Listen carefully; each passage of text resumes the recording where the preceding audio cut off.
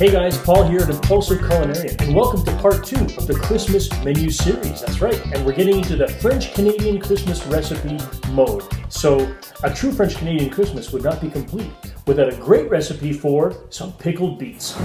So don't be daunted by the notion of pickling stuff, guys. A lot of fun, and you're creating food for the long term because it lasts a long time. So what you're gonna need though is some gear. Get yourself a canning pot, all right? And these, what you want to do is make sure that it comes with one of these canning racks. So this is something that's going to hold your mason jars in place when you put them inside the pot, all right? It's made to have these little handles on the side. So this is a pretty standard kit that you can get pretty much any good kitchen store, and they usually come with these sort of tongs to make sure that when you're ready, you pop those out without burning your fingers in the process. You're going to need around 4 of these 8-ounce mason jars. Okay, these are also very standard issue. A few mason jars, they usually come in a box of 12. Pretty affordable stuff. And while you're there, you want to get some of these lids. So these are one use only, all right? They have a nice seal so that when they go on top of the mason jar, that's what seals all of the good stuff in there, and the lids that come with it as well that you can screw on.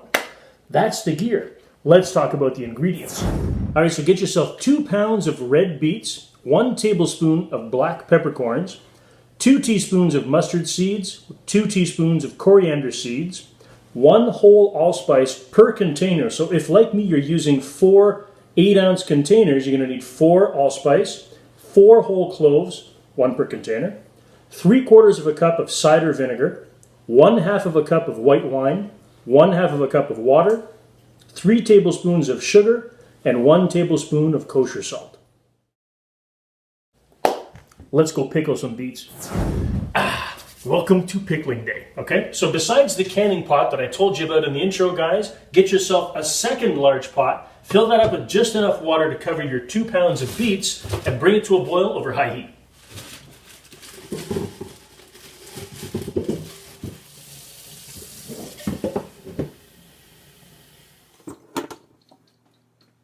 All right, so when your beets come to a boil, you want to cook them for around 30 to 40 minutes, depending on how old the beets. Sometimes they've been on the rack for a long time, so you can just pierce them a little bit with a fork to see when they're done. Half an hour to 40 minutes. While that's starting to boil, you can fill up your canning pot with enough water to cover your 4 jars. Do that right now.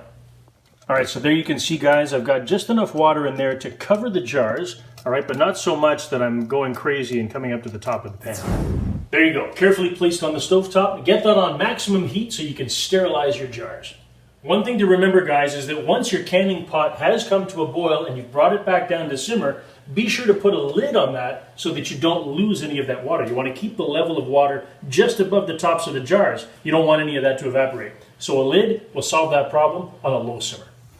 All right, so my beets are just about to come to a boil, and as soon as they do, I'm going to reduce the heat to around medium just to keep them simmered on a low boil and let them cook thoroughly for around a half an hour. And of course, I'll test for doneness in around 30 minutes or so. Wait till the beets are cooked. So while you're waiting for everything to boil and cook, guys, it's a good time to prepare your pickling spices. So there's my tablespoon of peppercorns, black peppercorns. I got some mustard seed, a couple of teaspoons of that. There's my whole coriander, 2 teaspoons there. And I'm predicting 4 jars. So I've got exactly 4 big cloves and 4 big seeds of allspice. Okay, so there you go. I'm going to divide those evenly amongst the jars when the beets are ready to go in. All right, so the 30-minute mark on my beets has come and gone. Now, I've tested it with just a sharp knife, and I've encountered some resistance. So I've set another timer for 10 minutes. I put a cover on my beets so that I don't lose that precious hot water, and I'm going to let it go for another 10 minutes until they're nice and cooked.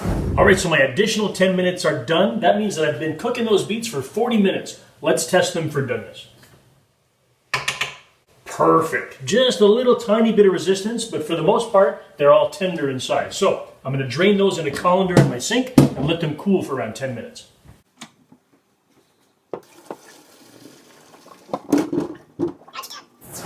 Okay, so while those beets are cooling, get yourself a medium saucepan. Into the saucepan goes your 1.5 cups of cider vinegar,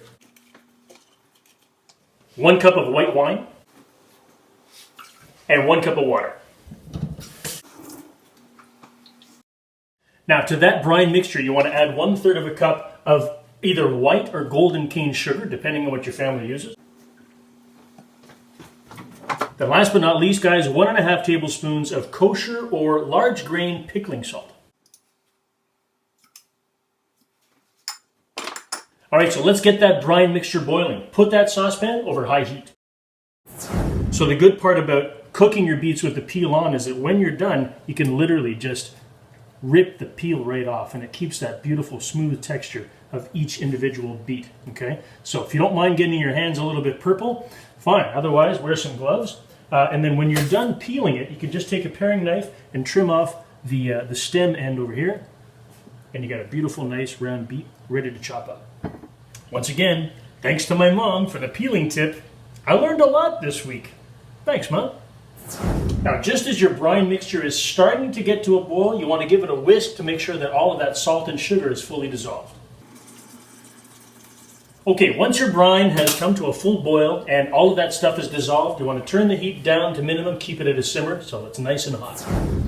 All right, so next we're in the business of cutting up our beets. There's some people that prefer the more standard or traditional 1/4 inch slice. Personally, I prefer a rustic chop, around 1 inch to 3/4 inch cubes. They're sort of like bite-sized pieces of pickled beet when you're all done.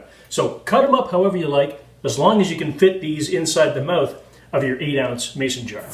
All right, so it's not too bad. I don't look like I've come off of a Dexter episode, do I? All right, so I've got my rustic chopped beets here, and now it's time to get some jars carefully, all right, using those tongs that you better have. Get those out of the canning pot.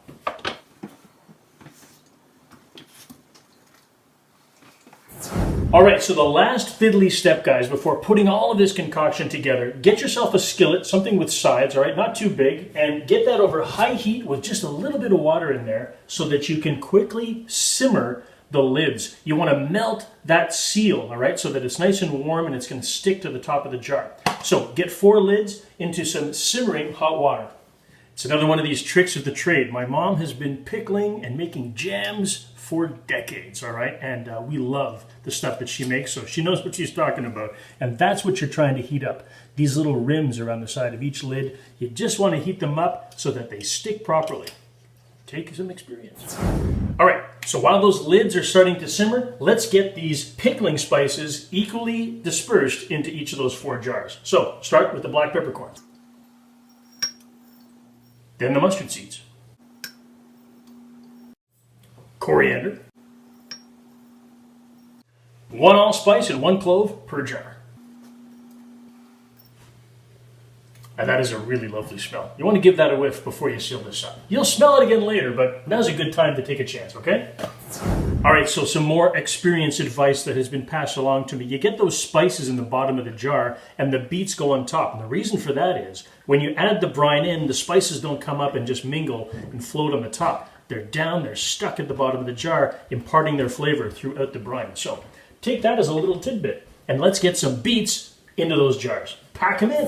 All right, so next you want to transfer your very hot brine into a heat-safe cup that is going to be easy to pour with, something with a spout, like this 4-cup measuring cup. All right, fill them up with hot brine. Guys, I realized I doubled the amount of brine. Silly man, silly man. So you're going to see the corrections in the ingredients at the start, but my mistake. Half the brine, half, all right? Yeah, there you go. We're allowed to make mistakes. All right, guys, so I will confess, I did remove a couple of beets off the top of each jar. It was just a little bit too full. But now that I've done so, you can see that I've got that 1/2 inch gap with the brine just coming to the top of the beets. There's a couple of them poking up the top, and that's fine. All right, so let's get the lids on these jars. Okay, so carefully drain off the water from your skillet and get those hot lids on top of the jars. Make sure that they're nice and centered, and then screw these lids on finger tight. Well, that looks beautiful. I say we get these back into the canning pot. All right, so using your trusty tongs, guys, let's get those back into the simmering water in your canning pot.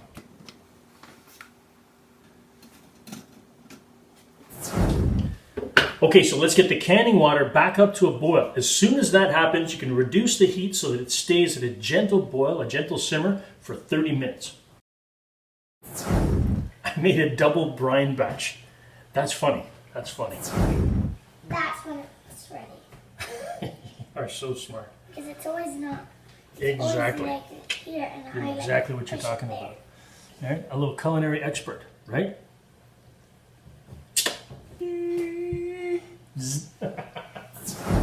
All right, so once 30 minutes is expired, guys, get them out of the canning pot, and you see that they're still slightly boiling inside, which is great. It won't take long, a minute or two. Pretty much as soon as you take them out, you're going to hear that lid just going to pop into place, and it's going to have a concave look to the top. That's what you want. You want to make sure that it's nice and sealed before you start using them or give them away. Oh, it just happened. Well, the last one just popped. There you go, guys. You got some jars of beautiful pickled beets. That's a wonderful side dish to add to your French-Canadian Christmas menu. Highly recommend. All right, so guys, I hope you liked this video. And if they did, guys, what are they supposed to do? Like and subscribe. Like? Let's go up to 2,000 likes. That's even better. I like that. Perfect. Bunch of jokers. All right. Now, don't forget to join me every Wednesday night, guys, for the Wednesday Weekly Update live here on YouTube, on Facebook, Twitter, Periscope, and Instagram, where I open up a brand new vintage. Always got a really cool bottle of wine to share with you guys. I hope you'll join me for a drink. And, of course, join me next Saturday for the next video, part 3 in the Christmas menu series. See you then, guys.